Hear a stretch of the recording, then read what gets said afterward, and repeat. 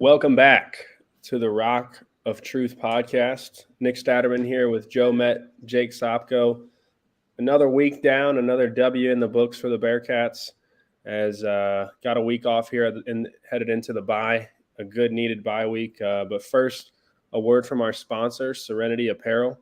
Rock of Truth is sponsored by Serenity Apparel. In a society constantly telling people who to be and where to go, Serenity Apparel vitalizes a different path, your path.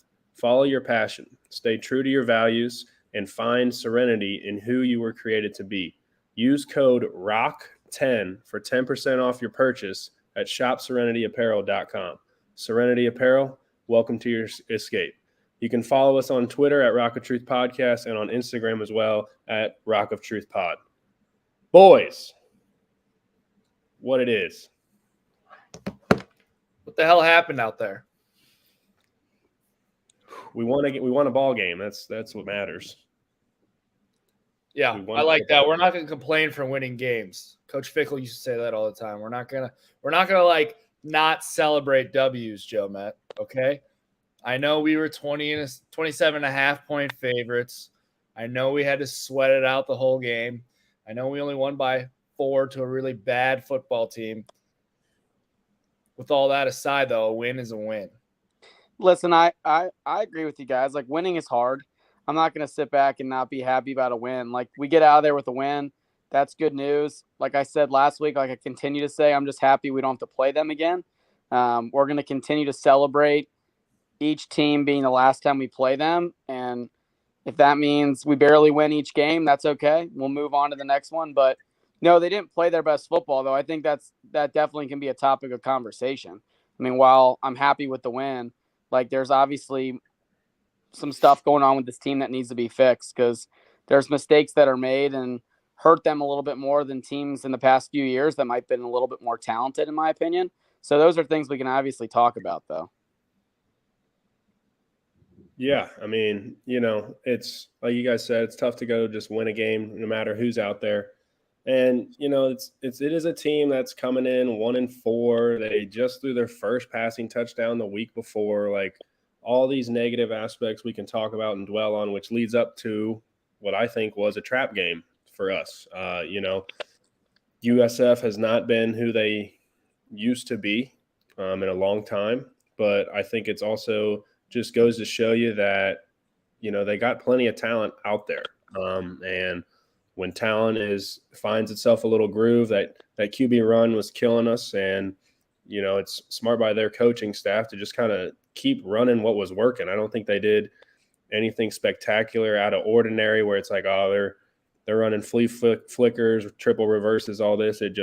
Their athletes were simply making plays. And, we still were the more talented football team because we are the ones that did win the game. I think the biggest thing to take away, though, is over the last couple weeks, new guys have stepped up. Like, for example, this week, Tyvan Fossen leading the defense in tackles. Obviously, Chuck having just a great game, a game that for him, just looking at his career as a whole, probably a pretty emotional Chuck. I'd like to think probably in that locker room or even after seeing his family, just going through a couple injuries and really just sticking to the grindstone and being able to go out there and have a great performance like he did.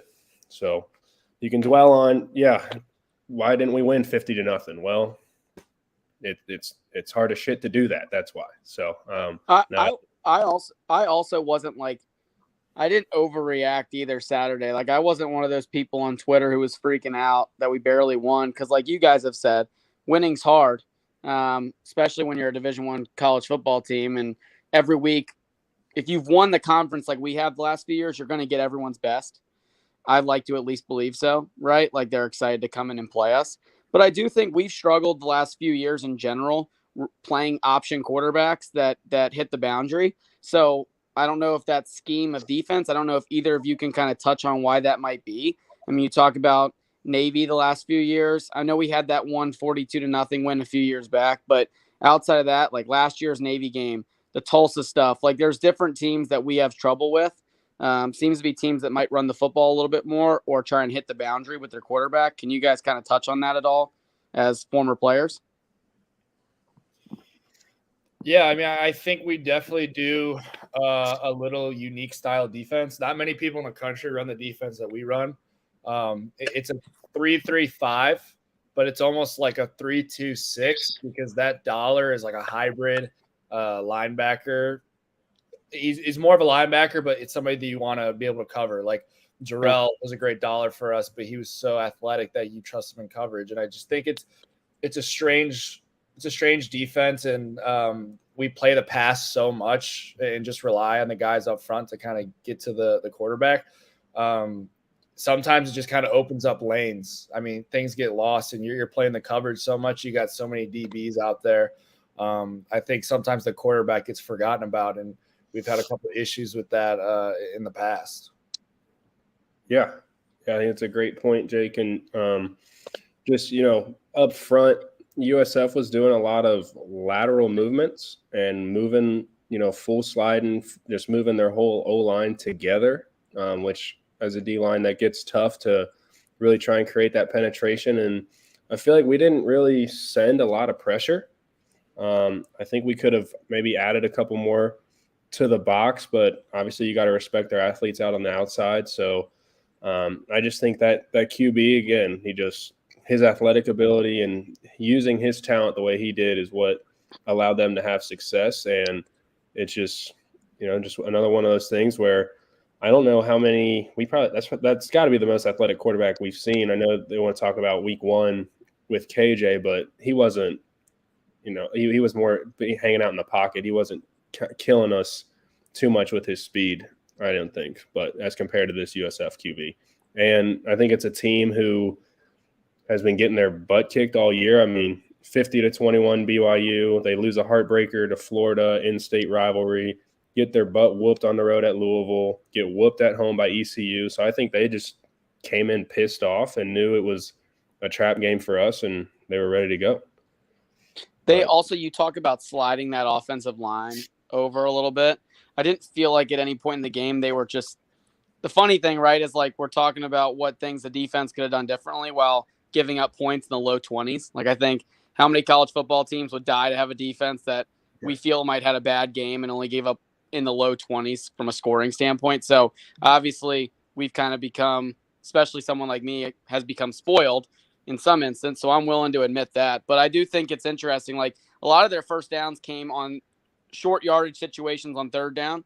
So it wasn't like, I think that it wasn't as bad as it might have seemed. I think there was just a lot of third downs they converted on third and short that aren't really talked about as much. But overall, like we said, we don't need to touch too much on all this.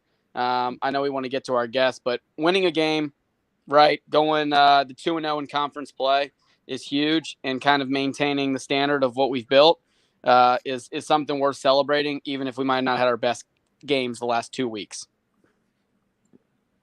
Yeah, it might not have been a great product on the field, but off the field, it looked electric. I was seeing all the videos of everyone back home. Short Vine, I believe, was their first week of doing that tailgate thing. That looked awesome. What was the atmosphere like there, Joe? It was pretty sweet because where we're at, we're above University Garage for tailgating, and we're not necessarily on Vine, but to get there a lot of times I park away because it's my parents' tailgate and my uncle's tailgate, so they get those two parking spots up above University. So I need to get like a parking pass of some sort on campus, but I usually find street parking or parking over, over a couple blocks down. So I walk past Vine Street to get up there, and it was awesome. Like it was legit. It was packed. So I think that's where actually Dana Beers and those Barstool guys were actually at. I think they were tailgating in that area. But homecoming's always cool because I think he came on a good day because it's usually, I think, one of our best tailgating days just because everyone's home and everyone's having a good time and excited and the vibes are kind of good. So, but it was pretty sweet, like walking by Vine. It was packed. It looked electric. Dana, can you talk about like Dana Beers' recruitment and how important that is to the UC program? Yeah. I mean, I know we can all touch on this, but my personal opinion, like, it sounds stupid. I know a lot of people were kind of making fun of it on Twitter who might not understand, but I do think like Barstool has gained a they've kind of become a media sensation of some sort. I mean, obviously, not of some sort. They are a media sensation. And some of the goofballs and guys who are a part of Barstool, like, have a huge followings. And I think, like, there is some meaning. Like, I remember a few years ago when PFT and Big Cat, like, walked out of the tunnel in Death Valley with Coach O, and they made the Go Tigers rap, and they were, rapping about Coach O, and they had all that, him on the podcast. And that, like, in my opinion, like, that kind of stuff, like, created this media sensation that was Coach O and LSU. Like, I know Coach O was cool, but I don't think he would have became as cool as he was without, like, the Barstool guys kind of hyping him up with, like, the Go Tigers and, like, stuff like that. Like, that was – so for me, like, Dana Beers and Glenny Balls, as funny as they are on their, I guess, networks and on their podcasts and things like that and the shows that they go on, I think it's a big deal at least to kind of be in the running from a standpoint of obviously they're noticing that, like, okay, Cincinnati football is kind of cool. It's up and coming. Like, they made the playoff. There's something going on here. Let's go check it out. So I thought it was kind of cool to have them there. They're wearing their Skyline Chili suits. At one point I saw them, they were walking up our stairs and they walked right by our section because they were sitting in 110. And no, they were sitting in 110. And I was like yelling at them. And they were having like full on conversations with my mom, who was at the end of the row. And my mom had no idea who they were, but she just loved their Skyline suits. So she's like asking them like where they got them and like, do they love Skyline? And they're just like feeding into it. It was like super funny. But I was yelling at Dana. I was like, make the commitment video now. Like, go home and make the commitment video. But I think it's a big – I mean, I don't know what you guys think. I know it's kind of silly, but I do think it brings some sort of popularity to the program. Yeah, I mean, any free marketing or any free hype publicity is always a good thing. I think you'll probably be opening up one of those 3-way suits on Christmas, probably, aren't you? You think your mom's I'm thinking about buying one. They were sick. All right, I think it was a good look. That was cool. Like you said, I think that's just good publicity. I don't know, like, if it's a big deal for what team he roots for, but they make cool videos. They'll obviously be like, blow it up on Twitter. Barstool will blow it up on Twitter, and like it doesn't hurt at all. I'm a big Stoolie, so like I love seeing that kind of stuff, and it gets me excited. Like, I know to like normal people, they're like, why should we give a shit about this? But I just think it brings people to notice UC, like you said. Well, he tweeted out like Cincinnati's tailgate scene is electric, and like all the comments and replies were like, really? Like, question mark? Yeah. Like, are you for real? And he's like, yes. Like, this is like, this place is legit. Like, these fans are nuts. Like, which is a good thing for us. Like, people, like, because people, like, for some reason, not that we care what he says, but people do care what he says. So when he tweets stuff out like that, like, people are like, oh, okay. Like, that's kind of cool. Like, go Bearcats, you know? Yeah. Mm-hmm. So I'm all in for getting a bigger fan base. And like Statty said, all publicity is good publicity, Soppy.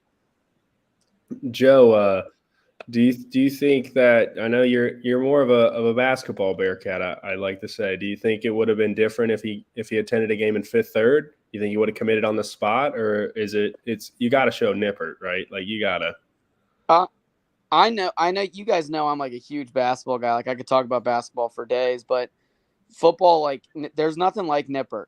Like, there really isn't. Like, I guess that's part of me is like, I know some of you guys, like you guys in the past year or so, I believe we've brought Nippert back to like what I remember it was in the Big East days, especially when like Kelly was here and even the beginning days of Butch, right? Like, there was it's just so cool. Like, being in the middle of campus and how loud it can get with only 40,000 people packed into that little area, in my opinion, is it's just something like there's nothing else like it. Like, even some of the really cool, awesome stadiums that I'm sure even us might rank over Nippert, Nippert's got its own special feeling to it that unless you've witnessed like a Nip at night game, you really don't know what that's like. So Fifth Third is awesome. I love Fifth Third. I think Fifth Third has a lot of history because of the kind of teams we've watched. But from a football standpoint, you can't find anything like Nippert across the country. It's like unique. It's like a standalone stadium or venue, in my opinion. I agree. It's kind of like a Wrigley Field almost. Yeah. It's kind of unique and old, and the way it's built is different. And I think it was one time we played on like a big Thursday night game or one of those bigger night games that was like the only game on. And I think the announcer was like, this is something like you got to be here. Like this is like a bucket list college football experience, which you probably wouldn't know unless you really know like about Nippert and stuff like that. It's cool. I agree. And like I've seen it completely empty playing against teams, and I've seen it when it's completely full and rocking, and it's two completely different atmospheres, but when it's rocking, man, it's cool, dude. There's nothing like it. When Josie comes on, we need to go around and say like our favorite like 2 or 3 things about Nippert. We got to hear like what he has to say about that, and then go ahead. No, and then we can talk about like the game, the UCF game in the rain where we canceled after the third quarter, and I was there until the end of the third. Oh man, I was ready. I mean, yeah, like I think it's time. Let's get Josie on here talking about special stadiums. This guy gets to hang out in Lambeau Field all the time. Bearcat legend, Green Bay Packer legend. Boys, we out here. Number 81 for the Green Bay Packers, Josiah Yeah, DeGuara. boy. So I miss you guys, man. Thanks for having me. I miss you guys. Recurring guest number 2. Yeah, we're back. I was on early. What's up, Chad? I'm just saying the last time I hit up Josie to come on the podcast, like I didn't hear back from him. Whoa. Pretty sure I was on your podcast. You have been. You have been. You've been on the podcast. I've had you on the radio. But the last time I hit you up, like I guess you were busy. Hey, FaceTime me. I'll pick up for you any day. On me. It's good to have. Did you know like these guys are working with me now? Yeah, we're family now. I know. I heard. I've been a fan of the show. I've been watching, and Sop and Joe Med. They told me that they're working with you, and I'm like, it's a great partnership. Couldn't partner with better people. I appreciate you. Well, I'll let you guys talk. I just had to have a little fun the last time. I didn't hear from you. Hurt my feelings. Hey, just let me know. Let me know when. I'll get on for you. Well, you're on now. This is this is us. Yeah, there we go. Dude, it's great to have you on, and knowing that you actually are a loyal listener. I've talked to Joe. He's like given me like stats back to me, and he told me, "Can you please confirm this?" When I went to the game in Tampa, and we talked after, and he was like, "Yeah, I was listening to you guys pregame." I was like, "You were listening to our podcast before your game?" I was like, "Let's hear that." I promise you, I'm like, because before the game, like a lot of people get locked in super early, and getting to the league is a lot different from college. Like college, everything's just structured for you, so you kind of have like no freedom to do what you want. But in the league, we have so much freedom, and we kind of get to do what we want pregame.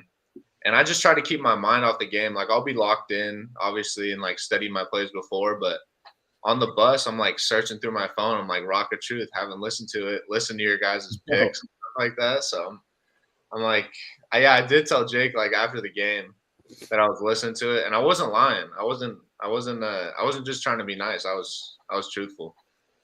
The sound of Nick Statterman's voice gets you jacked up to go like shit. Going to play Tom Brady off the edge, yeah. It just gets me hyped. Go to Raymond James. Statty loves Raymond James. Yes, you are a listener. That's my favorite. Favorite I've ever been in. I love it. Dude, shout out you for rocking the Serenity apparel. Can we? Our sponsor. Yeah. I did this and this wasn't on purpose either. I swear, I put this on this morning, and then I just happened to get home, and now I'm here. So I love it. We're still trying to get that guy to tune in. Yeah, what's he doing, man? Who knows? Being 40. He's just slanging merch. Dude, growing the business every day. Selling pharmaceutical equipment. Selling sand-colored shorts. Yeah. Sand shorts. He's just a salesman. Yeah. Joe, Matt, I liked where you were going earlier about your 3. You had like a question about 3 things you wanted to have. Yeah. Josie, we got a question right off the bat. Like we were talking about Nippert and how special it is. And we just like, what's like 2 of your favorite things about Nippert? Like, I kind of want to hear what you love about Nippert Stadium. Just in general or like game day? Just in general, man. I mean, one thing I do love about it is how it's just obviously everyone says it, but it's just in the middle of campus.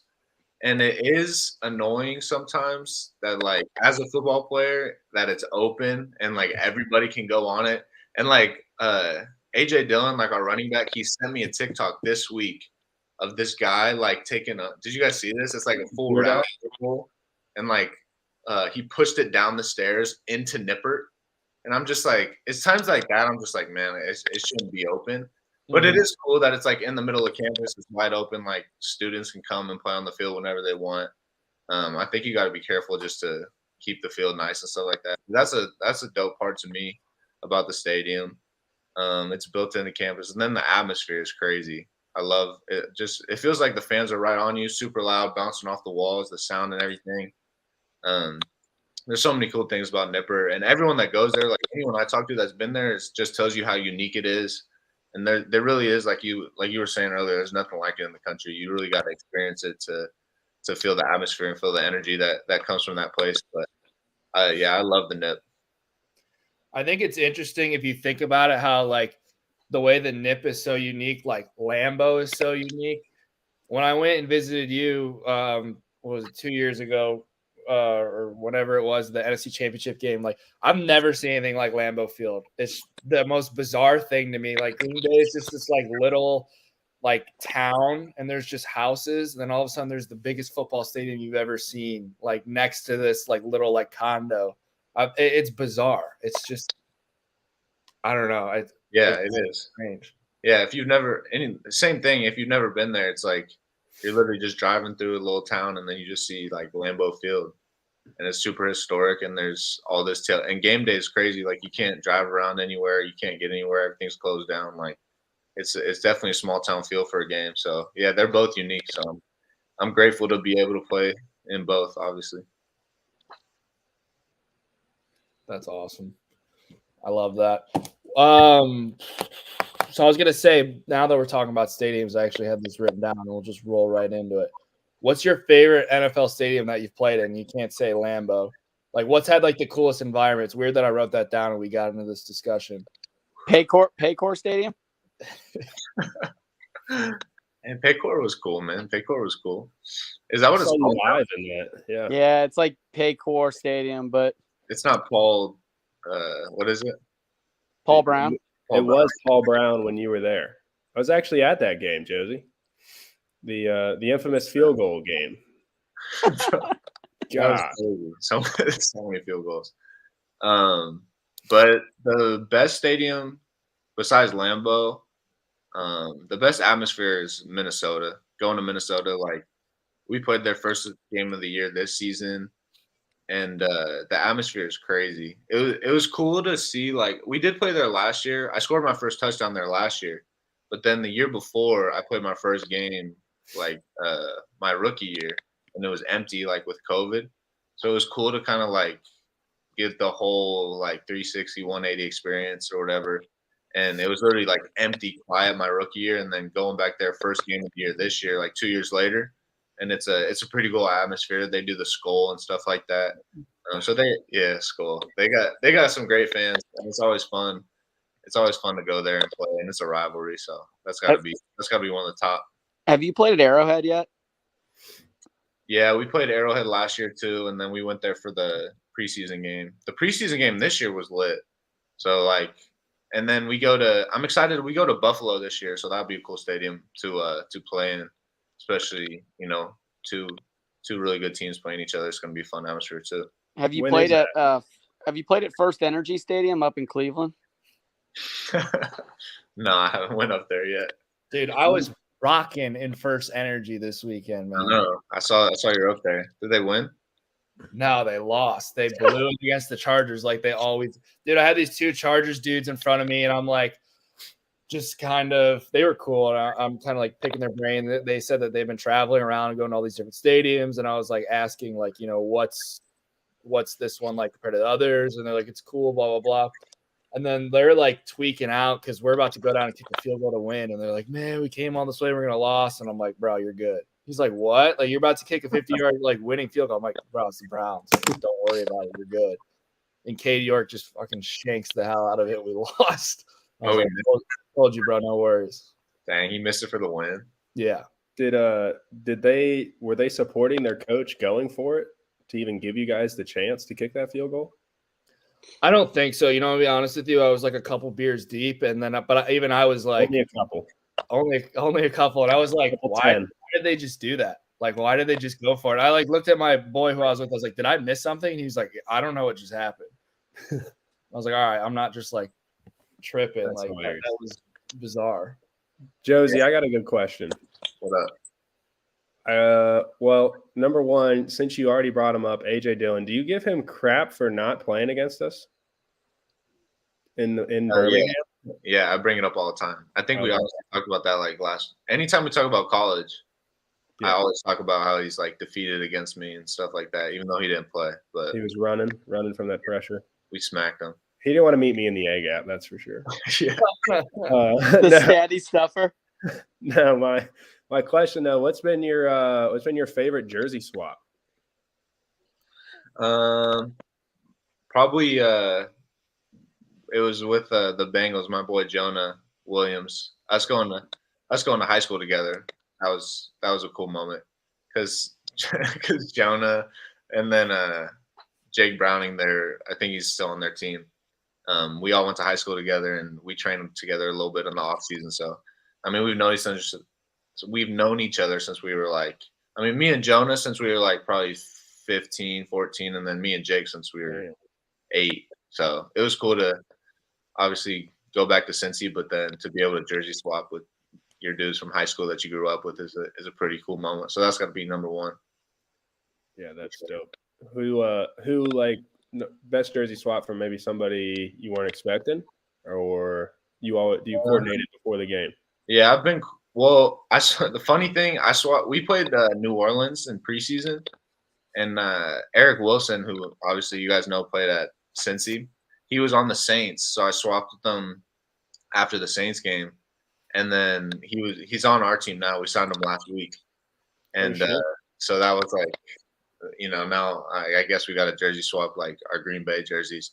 But the funny thing about that is he was on the Saints 2 weeks ago, and the Saints played in London, and then so he went to London from Monday to Sunday, and then he got back on Monday, or he got back Sunday night, and then we claimed him on Mondays, and then we left for London on Thursday.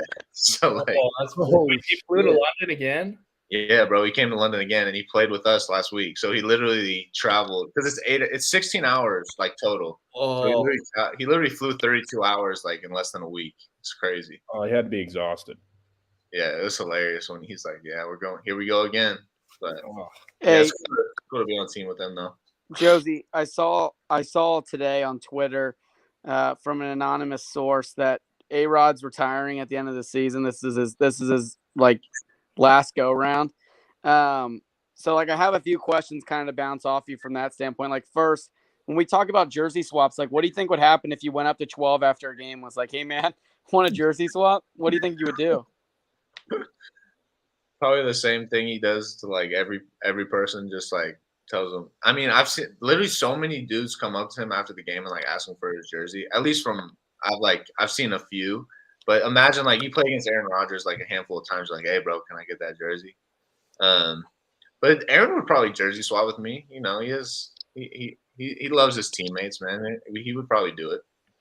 Give you his practice. Maybe not after the game, but yeah, he'll be like, "Here's my practice jersey, brother."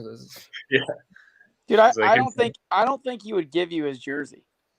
I don't think either. not from the game. Like he probably wouldn't, but I'd like to think he would. What okay, since he's retiring, and I don't know when your contract comes up, who would be like the other quarterback in the NFL? Like, and obviously I know you'd say Joe Burrow, but like outside of Joe Burrow, who would you want to play with in the NFL that's not named Aaron Rodgers or Joe Burrow? Jordan Love. Good answer. What an answer. That's a great team answer. Okay, if it's not Jordan Love, it's not A-Rod, and it's not Joey B, who's the other one? Can you name one guy in the NFL that you've watched from the sidelines and been like, wow, that dude, I would love to catch a pass from him? I know one, but you can't think of one. I got you, bro. Desmond Ridder. Desmond Ridder, dude. That was gonna be my answer as well. Ridder. I got these answers on the clock. Dude, can we get 4 in the ball game? What's going on in Atlanta, dude? Why are they still hanging with Mariota? How have they been doing? I don't even know. Not good. They're run the heck out of the ball. But like Mariota's not even running the ball, dude. He's just like he's got a low completion percentage. He has like 4 touchdowns and 4 picks or something like that. I was looking at it. It might have been today. I did a little quick deep dive on Twitter, man. The people are calling for 4. The people are calling for 4. I'm ready to let them loose. The Birds, they're 2-3. Mariota, yeah, not great. Not great. 57% completions, 4 tutties, 4 picks. Yeah, been sacked 12 times. It's early. Very Never early. know. 5 games in. We play Sauce and the Jets this week. Who do you play? Oh, you do have Sauce coming to town. Sauce and the Jets. Ahmad Gardner, man, pretty damn good at football. I think we've all known this for a little bit, but he's showing the entire country. That guy is so good. First career pick last week. Didn't he have like a safety too? Like he had a safety and a pick. Yeah. He gave Teddy a concussion. Got him out the game. Yeah, that was swap jerseys, Joe. First play of the game, he did that. Did you guys see that? The safety? Yeah, the safety was the very first play of the game, and he was their backup, and their third string played the whole entire game. It was crazy. Yeah. Are you gonna like Statty said, are you gonna swap jerseys with Sauce this weekend? Maybe. I don't know. I haven't I'm not on Instagram right now, but I might message him before the game and try to get some stirred up. If not, I'll see him after and see what the vibe is. You got to the week after, you got Defoe. You got to swap there. That'll be a good one. Yeah, I got to swap with Defoe. We played Defoe last year, and I talked to him for a little bit, but he didn't dress when we played him. But yeah, we talked about next time we play about swapping. So yeah, he's doing good, man. I'm happy for him too. Love that. Shoot. I had a random question that I wanted to throw at you, Josiah. Who's the most famous person in your cell phone number that you have?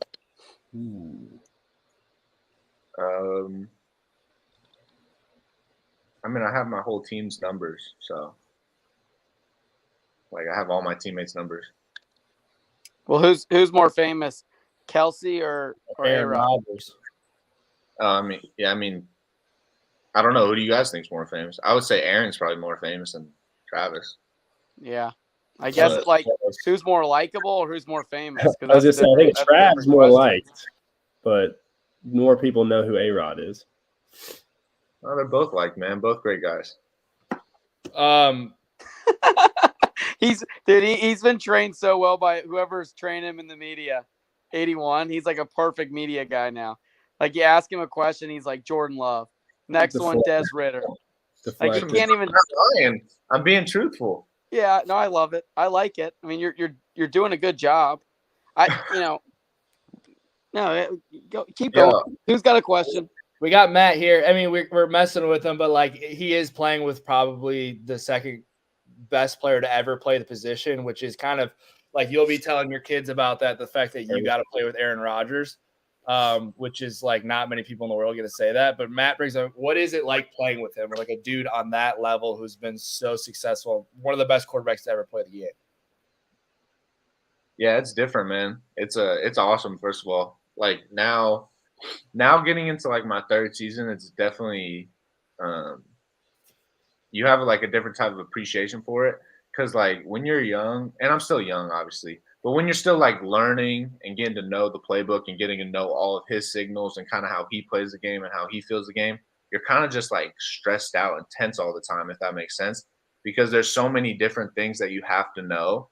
It's not just call a play and run it. Like that's far from what happens. Like you call 2 plays in the huddle, and then he got his checks that he has, depending on how the defense looks and everything. But you just have an appreciation to play with like a man at that caliber.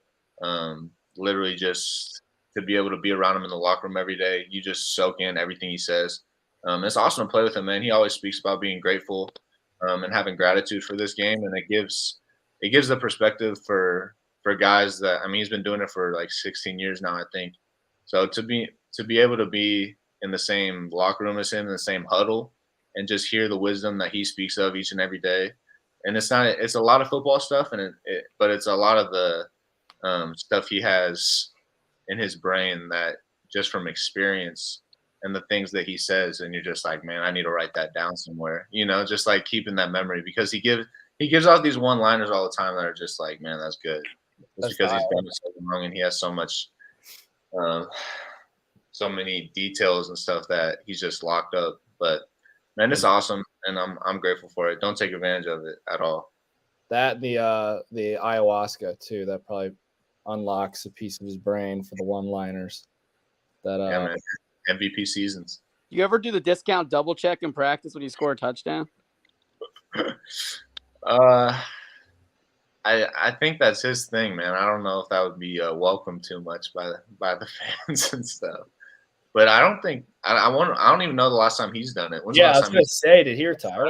He needs to bring it back, because that's like, in my opinion, like, I love when he does that. There is a thing though, that when he gets sacked, like sometimes when he gets sacked, guys will do like the discount double check, and every time somebody's done that, that team has like end up losing the game. Yeah. Like we kept track, like at least since I've been here. It's always like addressed. Like anytime somebody does it, we're like, it's like in the meeting, Tuesday or Wednesday, whenever we watch it. It's like shouldn't have done the discount double check, because it always ends in an L. So are you gonna like purposely not pick up an end so that they can try and do the double check so that you guys just whoop them the rest of the game, or no? Yeah, no, I can't go that far. Who's obviously I was, D lineman over here. Who's been the hardest D lineman you've had to block in your career? Man, I mean, we got two we have a great D line on our team. Yeah, you do. With Rashawn Gary, with Preston Smith. Those are just two, exterior guys. We got four great interior guys. So, I mean, those are the two best guys, because I have to go against them each and every day, like during camp and stuff, and that makes you better just going against those two guys every single day. So it's been fun. But I gotta shout out those guys. They've been balling this year too.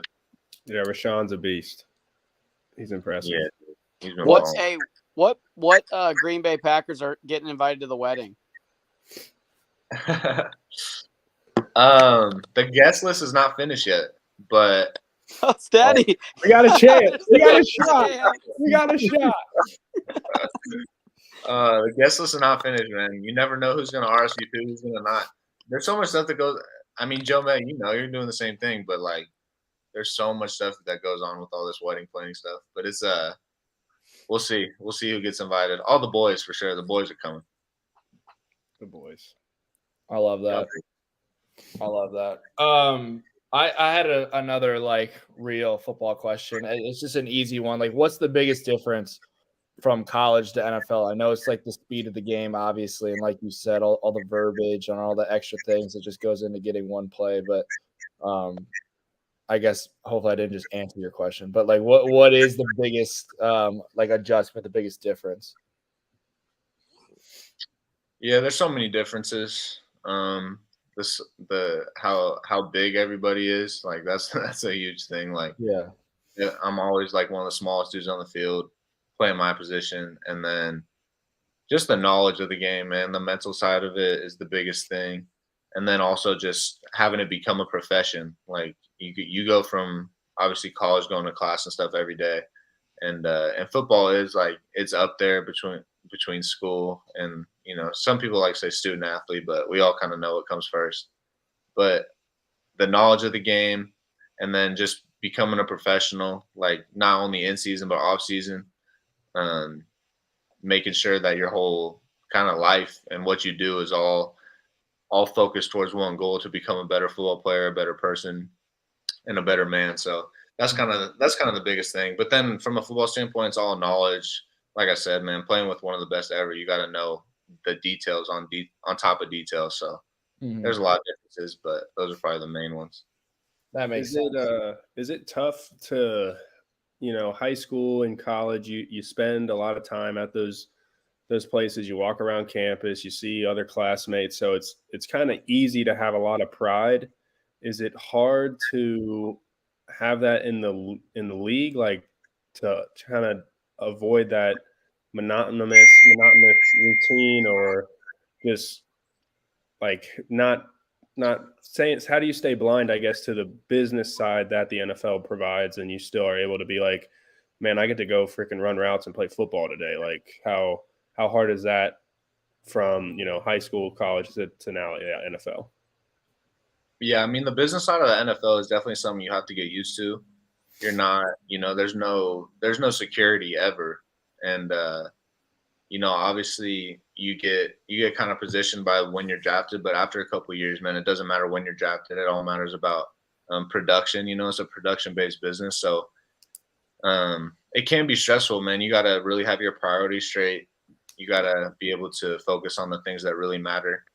Because if all you got to do is control what you can, because if you focus on all the outliers, if you focus on who they're bringing in for tryouts, if you focus on all these different things, it doesn't matter. Like you said, you just got to be able to focus on what you're doing. And I try to step back every single game. Like they always announce the starters. And before every game, while they're announcing the starters and stuff, I'm just like looking around, taking it all in, like thanking God for the opportunity to be able to be where I'm at. Because it's not, it's not something I would ever take for granted. And I know it's a blessing to be able to do it. And so that's kind of my mindset towards everything, because it could be stressful, but, I'm just enjoying it and blessed to be here, obviously. Yeah. Was it a weird adjustment to be out there for the playing of the national anthem, or it's the national anthem? Yeah, that is the national anthem. Is that kind of weird? Yeah, I mean, it takes some getting used to, like everything, bro. Like that's what I'm saying.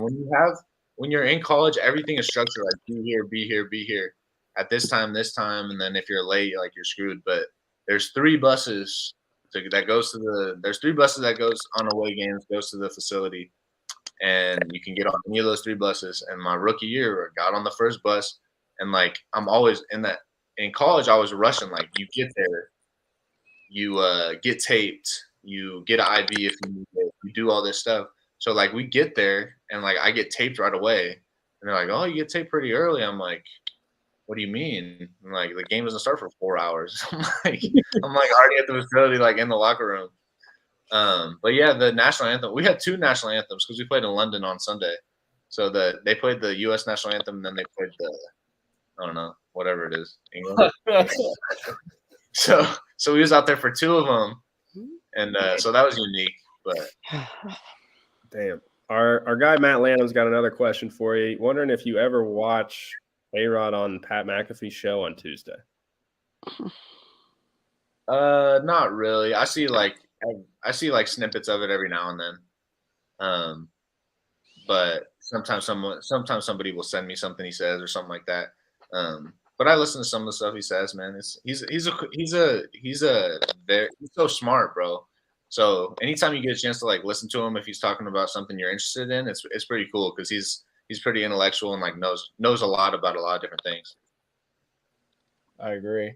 I feel like a lot of guys kind of that we've played with at UC are coming to the NFL and starting to have success early, which is really cool to see. And obviously, like, we're their biggest fans. So that makes us happy knowing, like, makes me happy at least seeing the guys that I played with, like, go in and do big things at the next level. It makes me like, I feel proud, like a proud friend. And my question though is like, do you feel like playing at UC and the way our culture is built and like how like hard-nosed Fickell is, do you feel like playing in that program like set you up maybe better than somebody else going into the NFL? For sure. I think that whenever you're in a I mean, we went through a lot of ups and downs at, like, it's not how it is. It wasn't how it is now the whole time we were there. Yeah. So I think I was able to grow a lot throughout that whole time. And even when Fick got there, like when we sucked the very first year, it was still like a different like thought process with everybody on the team. Like we knew we were right there, and we proved that like going into the next year. But I definitely think that Fick and everybody over there prepared us. I think the biggest thing is just being able to take what he drives into our culture and like the big things he focuses on, like star players, not star, whatever you want to call them, like starters playing special teams, like that being such a big thing for him truly translates like to the league. Like obviously your top guys aren't going to play special teams in the league, but besides those 4 or 5 guys, everybody's like got to play special teams and is getting on the field. And that's just something that you don't really think about would be like a big thing, but that translates over and that takes you into the next level. So man, I'm grateful for Fick and Brady and everybody that was over there, Denbrock, with us for so long, and it's definitely fun to see and watch all their success now. 100%. Joe, you got something, dude? You're looking like you want to drop like the question. Hey, was it? Yeah, go ahead. What do you got, Josie? I was just saying I like your shirt. Believe, baby. Thanks, baby. Dude, wasn't Josie at the infamous T. Kelsey homecoming night, Soppy? Yeah. Oh my gosh, this guy loves this story. I've never heard the story. I'm waiting to hear the story. Oh, I thought you said it last week. No, Soppy never got to it. Joe kept teeing it up. Come on, Soppy. Yeah, dude. So this is probably the greatest night of my life. Not to make it like a big deal or anything, but so we were playing. It was 2019. We were playing UConn. It was like homecoming. The Chiefs must have been like either played Thursday or on a bye week or something. I don't know, but Travis Kelce was there and he was, with his boys having a good time. We beat the shit out of UConn. We were in the throwbacks. Your boy even what's up? I think it was Tulsa. Was it? I thought it was UConn. Hold on. Oh my God. Bad start. Wouldn't you be home for homecoming? Well, my boys from back home were there, so that's why I think it doesn't really matter. Just keep going. My bad. It doesn't matter. It was some night and we won, and then like we don't normally like. There were some times that we would go out after games, but for like whatever reason, like everybody like went out, and we were at Gala, having a good time, and Travis Kelce was there, and we were kind of like, oh shit, that's Travis Kelce, like whatever. And we were like, doing our thing, having a good time. He was over there with his boys that he played with. He was having a good time. And then like he knew Josiah, and like you guys weren't probably not tight, but like he knew you because you were like having like great success. You were going to play in the NFL. So I think he invited you, and I think he recognized Bruno too, and like invited you guys over to his booth just to kind of like say what's up.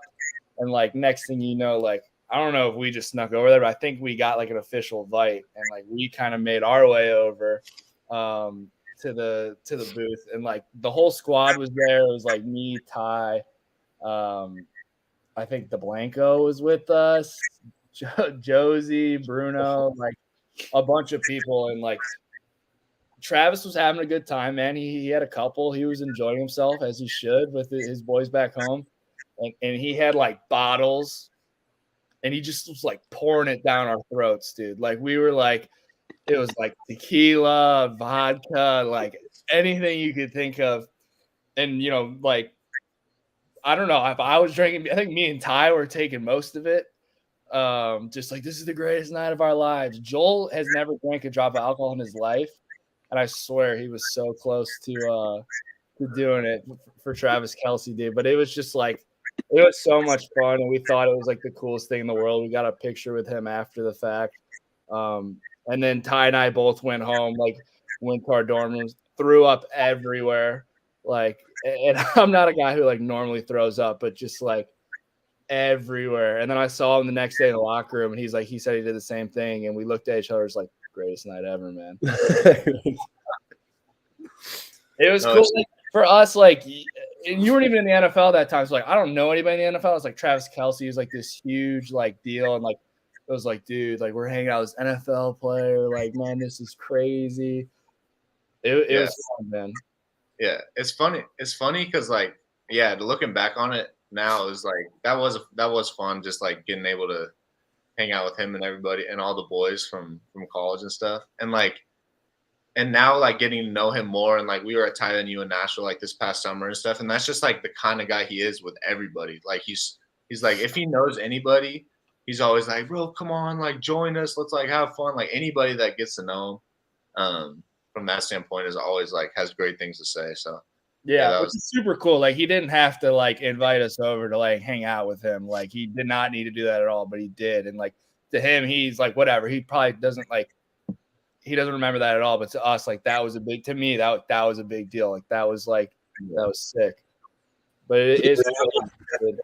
I'm assuming Craig Carey was there. Did you have any idea who Craig Carey was? I think we were all kind of in our own world, so I don't know. Yes. I just knew it was Travis Kelce, and I knew who he was, and yeah. Craig Carey is probably one of the few guys in the history of college football that was so bad at quarterback that they moved him to defensive end. That's a hell of a transition. Wow. Craig is one of the guys that helps run the Letterman's Club, the Cincinnati CFLC. Craig and I have been tight forever, and I just had to take the chance to get in there that you guys had no fucking clue who he was. He probably was there. Yeah, that's. Oh, I guarantee if Travis stays with Craig, like a lot of times, or at least he arrives to town, drops his stuff off at Craig's house, and then does Travis things, and then right before he leaves town, he goes and picks his stuff up from Craig's house. Yeah, that sounds. I had to get a Craig. Craig was on he was here for like the 08, 09, that run. He played at Elder. He's a great guy. I love Craig. He's awesome.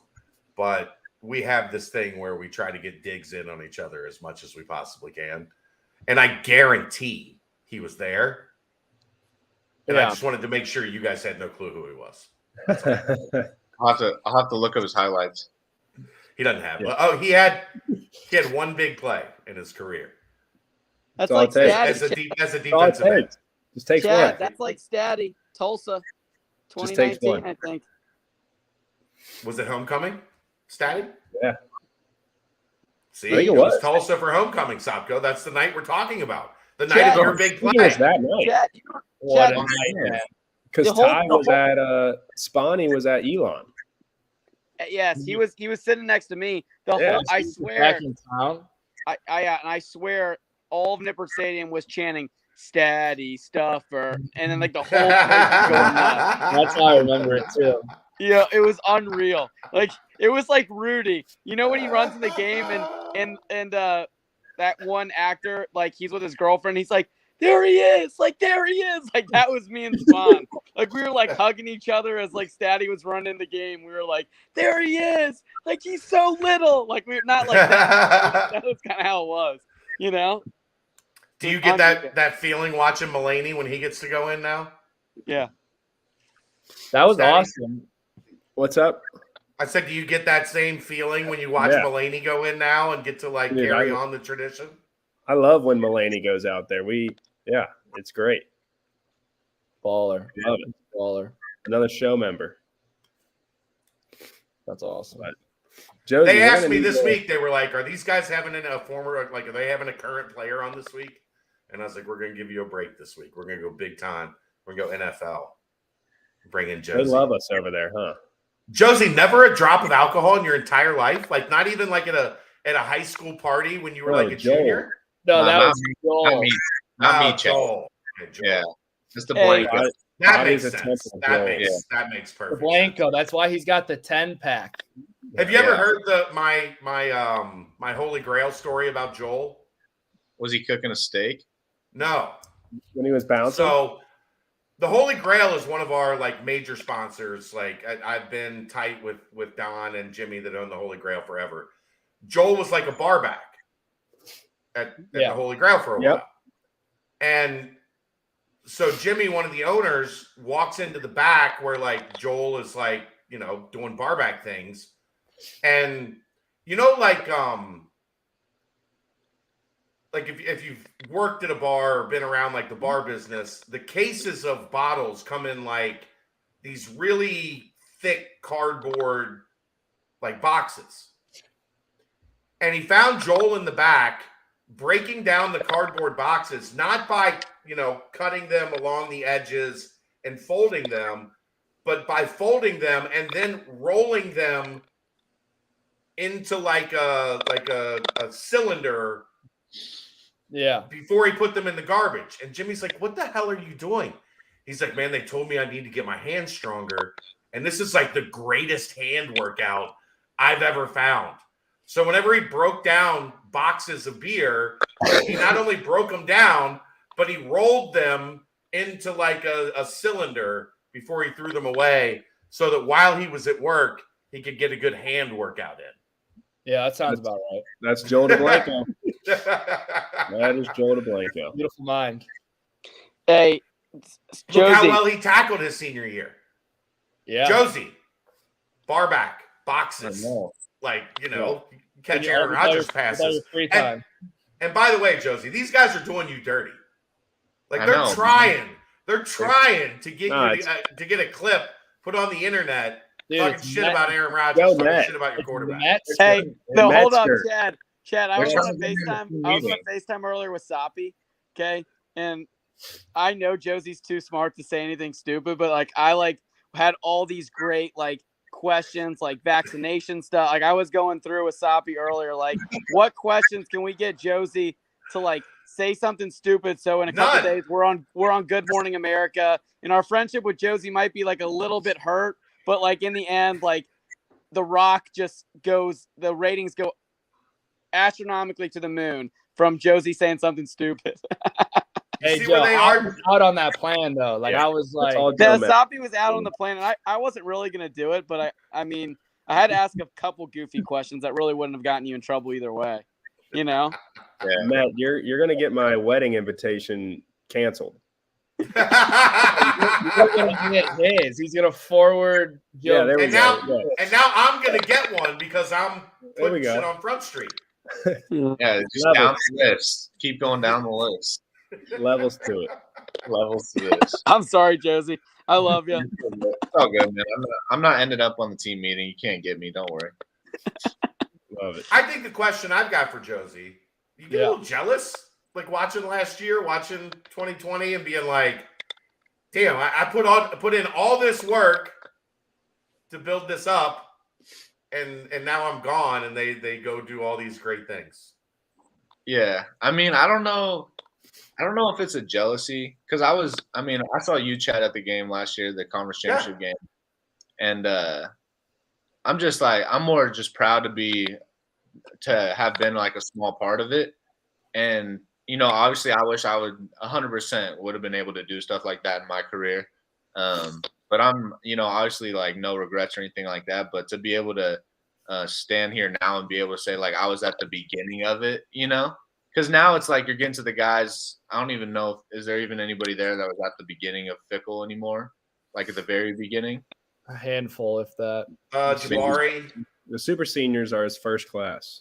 Yeah, but they weren't there in the spring. I don't think there's nobody left. They got there in the summer. Oh yeah, that's right. They weren't there for attention training and all that shit.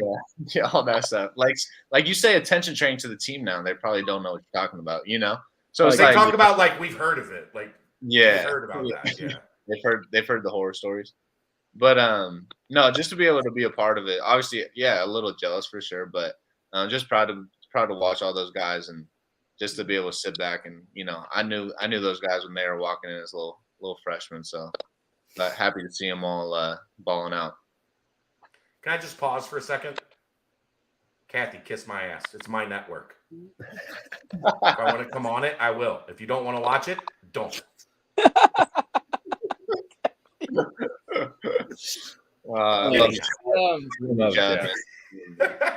Yo, we're gonna get ready to spin it over to the locks of the week, and I want you to give us one. So I don't know if you have one prepared. Yeah. I'll give you some time to look into it if you want. Big news. I'm prepared. Big news. You have news. a 3-leg parlay? No, I finally got a win. UCLA Bruins, Pac-12 champions. Here they come. Percentage is on the Solid. rise. I love that, Statty. I was going back and I was really happy for you because I know last week you said you hadn't won yet. Yeah. Um, Buy the dip. UCLA, man, the Bruins look legit. They do. Yeah. And You're right. then Joe That Max, quarterback is the quarterback you guys played in 2012. Crazy. Yeah. He didn't look like this.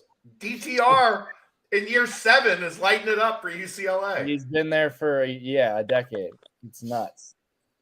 That's what I was saying last week. And then, dude, Joe's 3 Eric leg Campbell parlay. thinks he's been in college for a long time.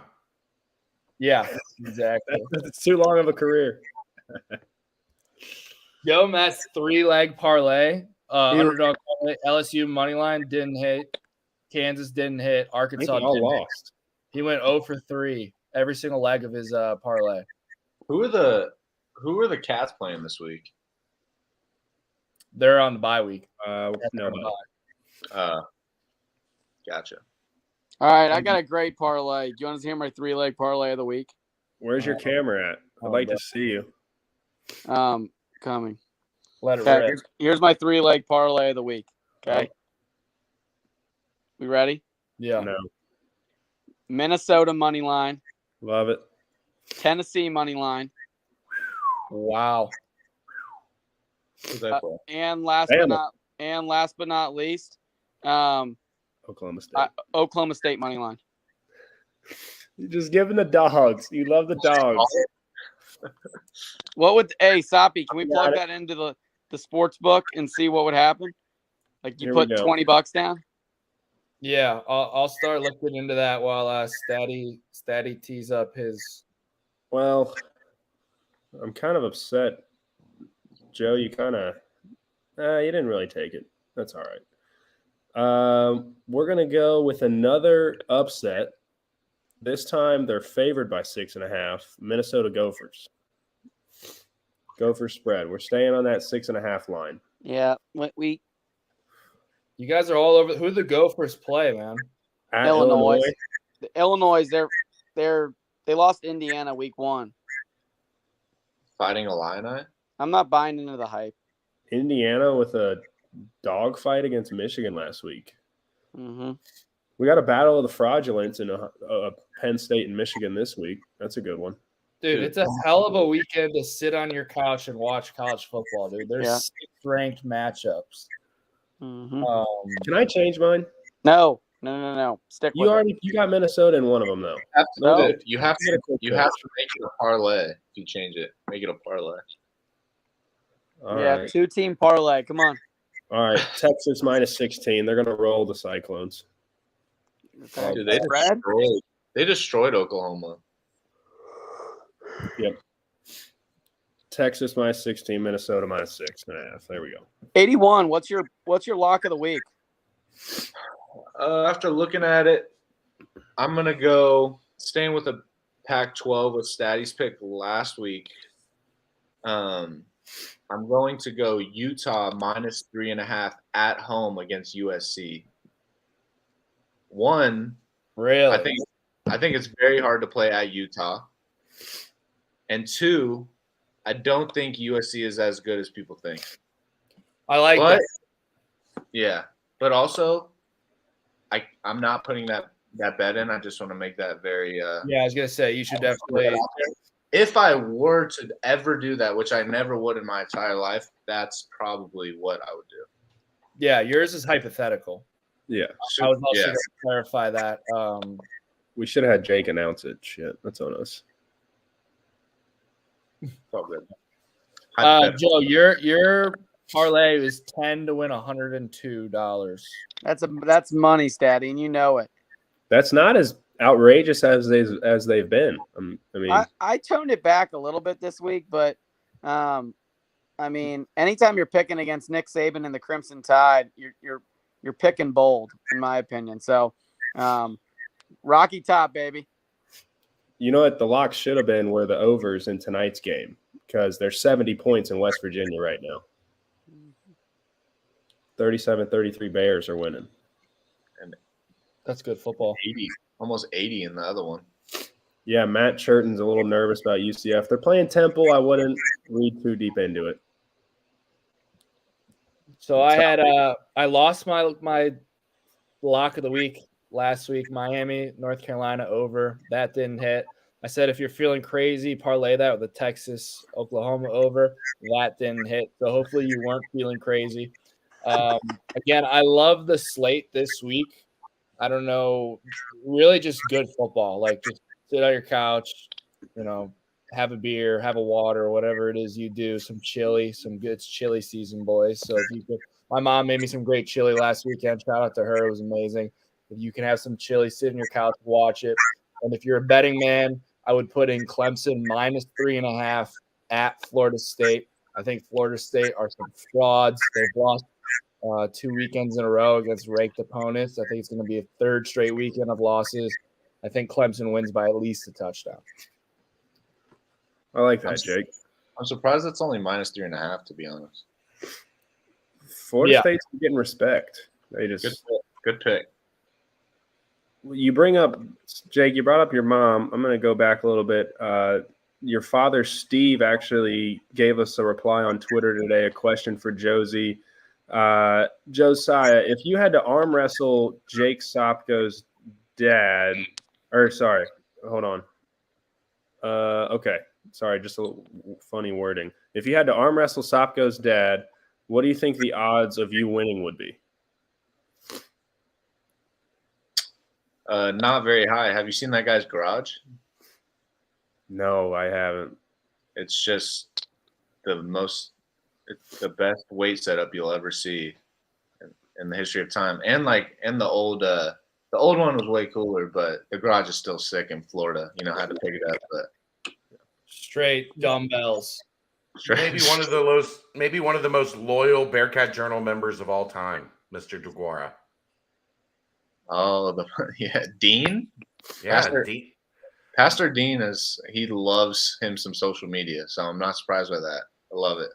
He joined very early in your career and was all in all the way through. I wouldn't be surprised if he's still lurking as a member somewhere in the background. He probably does, man. He loves it. I'm telling you. He loves the content. The only other guy close would be Greg Pierce, Alex dad. Ooh. Greg loved him some BCJ. I love that. Representing. How about the picture I sent you from the Cotton Bowl? Do you remember that? Yeah. What was it? Remind me. Just some random guy playing cornhole with a makeshift DeGuara jersey in the parking lot. It looked like it was duct tape. Spelled out DeGuara duct tape. You know why? Because I played back in the day before NIL, so you couldn't get these fancy jerseys up in the pro shop or whatever you call it, the bookstore. You weren't getting $15.95 from that jersey. Initially, I don't think the guy knew who I was. So I was like, hey, let me get a picture of that. And he was like, what are you going to do? And I was like, I'm going to send it to Josiah DeGuara. And he's like, no, you're not. And I'm like, yeah. You want to see his number in my phone? That's awesome. I think it made his day that he got his jersey sent to you live in person. That's so cool. My family, when I was in college, funny story about jerseys is they went to that spot downtown. I don't know what it's called, Cooks. But it's a Cooks. Yes. But they had my jersey made there, with an Under Armour actual jersey, and then Under Armour called the store and was like, you can't do that anymore. You can't have them make jerseys for college players or something like that. So now they would have just been able to go to Fanatics and you would have got paid. Yeah. Now I would have been a millionaire in college. It's crazy. There's one person that could have actually made $1 million off of this jersey thing. Josh Wiley. Yeah. If you walk around the grid, there are 100 people everywhere you look with 81 Wiley jerseys. Just they're like cockroaches. They're everywhere. I need to give me one. I mean, just call his mom.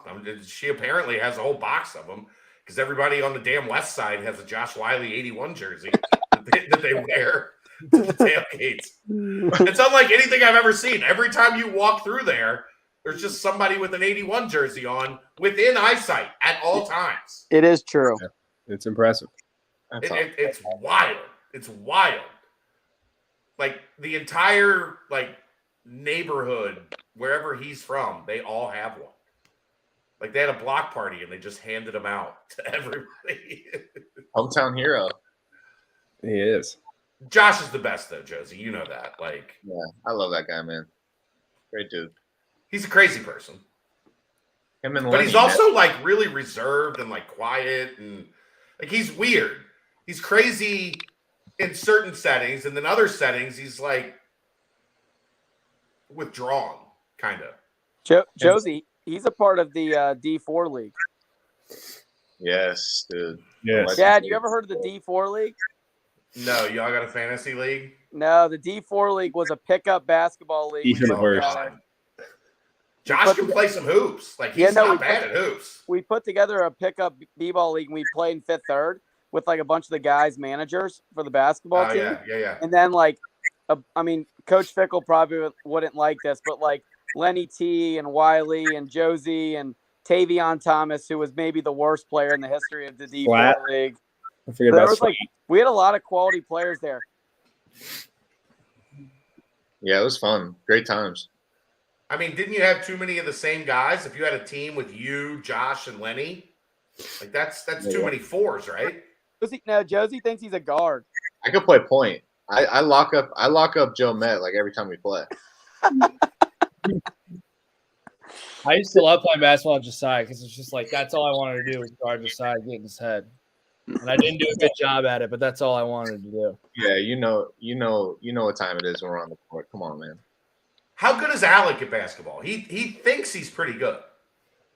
He's I've not never seen it. just jump out the gym and No, do- yeah, I mean, Bounce. Houston High is good. Other than that, he's awful. Well, his brothers are basketball players. He Little fancies bro's himself a nice. basketball player. I'll tell you what he is. Well, he's a great golfer.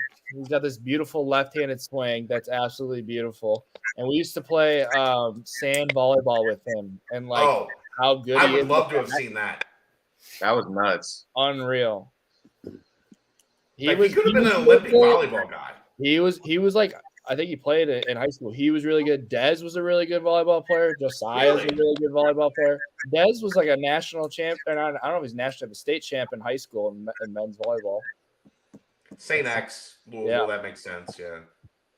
All Yeah, boys. We did that sometimes in the summer. That was always fun.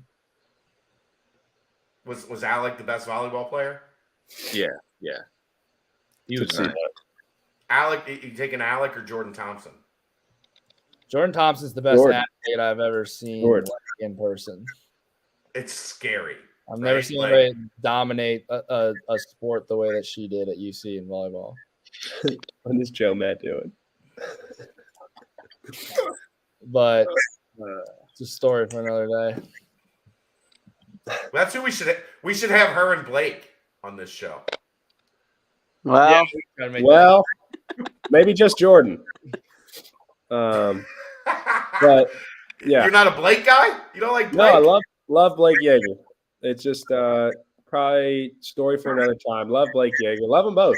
Chad, you should reach out to the two of them and see if they want to come on the pod together.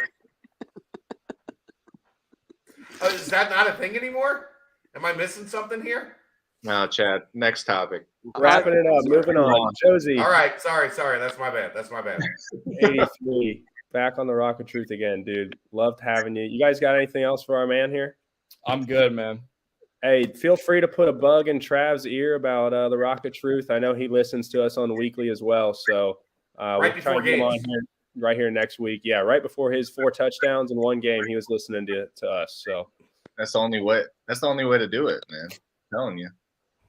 love it, man. Love you, brother, dude. It's awesome to have you on. Thank you, bro. Yeah, thanks for coming on, Josie. Love you guys, man. Hey, Chad. Sorry for not responding.